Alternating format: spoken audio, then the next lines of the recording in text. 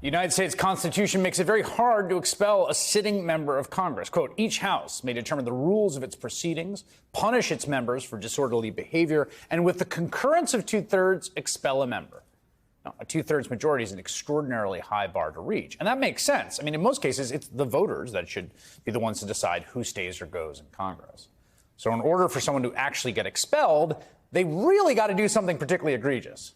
The last example was Ohio Democratic Congressman James Traficant, who was expelled in 2002 after getting convicted on corruption charges. He did not go quietly.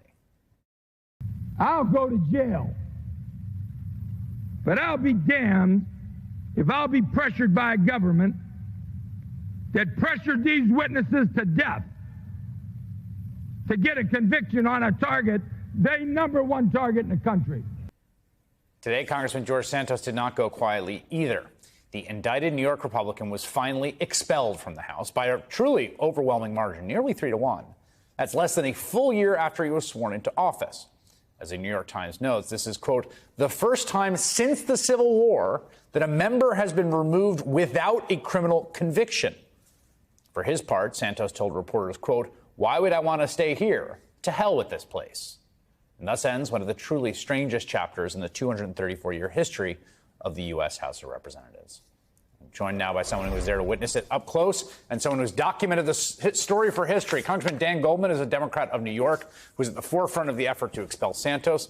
Mark Chisano, who started covering Santos in 2019 as a columnist and editorial writer at the Long Island newspaper Newsday, and has authored the brand new book, The Fabulist: The Lying, Hustling, Grifting, Stealing, and Very American Legend of George Santos, which is out now. Good to have you here. Congressman Goldman, it was, I think, this was a third attempt. Expulsion votes are rare. Successful expulsion votes even rarer. Successful expulsion votes not pursuant to a conviction, unprecedented.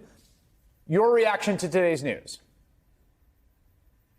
Well, I think we're getting a little out over our skis by talking about how unprecedented this is, that there was no criminal conviction. It's also unprecedented, effectively, I'm not positive, but unheard of, that the Ethics Committee would release a report prior to the resolution of a criminal case. Ordinarily, the Ethics Committee defers to the Department of Justice. So the House of Representatives is not obligated to operate under rules of a criminal court. We have our own rules based on the Constitution, based on the rules that have been set forth. George Santos was provided with due process through the Ethics Committee. He declined to participate. He declined to be interviewed. And then they did an investigation and released a report that was incredibly damning, worse than I think even I could have imagined. And I filed the original complaint to the Ethics Committee for them to do this investigation. So at some point, it becomes just a simple question of whether or not George Santos violated the rules of the House and deserves to continue to be a member of Congress, one of the 435 most powerful people who make our laws.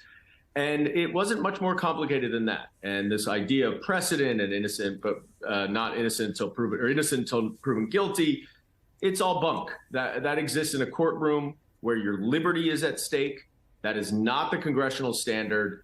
That is not anything that anyone needs to work with. I am perfectly comfortable as a member of Congress to say that the precedent that either there's an Ethics Committee report or a criminal conviction is enough to remove someone, fine. If you meet either of those standards, okay. Yeah, just to be clear, I don't think unprecedented necessarily means bad. I mean, to me, what's interesting here is that I think he was unprecedented. I mean, this is the thing you're pointing about. Like, I think what Santos pulled off was unprecedented. He basically effectively and comprehensively defrauded the voters of his district to get himself elected. And then it was revealed probably was defrauding to a criminal extent, although it's just alleged at this point, a whole bunch of people throughout his entire life. I don't think there's any precedent for him, a guy like that, getting elected to Congress. I mean, the first conversation I had with him, I write about this in the book. This is kind of the very first time, 2019, and I call him, and I've written about sketchy politicians before, but, you know, this is Long Island. But I give him a call, and he says, I'm launching my campaign today. but I'm in Florida right now. And this is the New York district, right? Why are you launching your campaign in Florida, where he is on business? And he also, by the way, didn't have his campaign finance filings up yet. You know, everything was there right at the beginning, how weird this guy was. Yeah, and I wonder, too, Congressman Goldman, let me ask you this. There was an interesting thing happened among the New York delegation. The New York delegation was, I think, understandably took this quite personally, that they were serving next to this individual. And I think across the bipartisan lines wanted to get rid of him. There's also some degree to which it seemed like the Republican members in those frontline districts who are going to have to face the voters in districts that are, were plus Biden districts. It's useful for them to be like, we're not like this guy, George Santos, don't throw him in with him. What do you think about that aspect of it? Well, first of all, let's focus on Elise Stefanik right now, who was George Santos' biggest backer, biggest supporter, and voted to protect him. She's the conference chair of the Republican Party and also a New York member. The other freshman members in much more vulnerable districts did an interesting bait and switch. In May, when we first brought the expulsion motion up, they were the ones who moved to table it, which meant move just to kick it down the road and protect George Santos. Then about a month ago, before the ethics report had come out even, nothing had materially changed from May. All of a sudden, they realized that politically, George Santos was a liability for them. So then they initiated an expulsion motion so they could say they were trying to remove him. That failed. Many members wanted to wait for the ethics committee report. So this was just purely political from the New York Republicans who wanted to distance themselves from George Santos when they realized that he, rightly so, is such a political liability for them. But in reality, more than half of the Republican Party voted to protect George Santos, notwithstanding the egregious misconduct that was laid out in that report.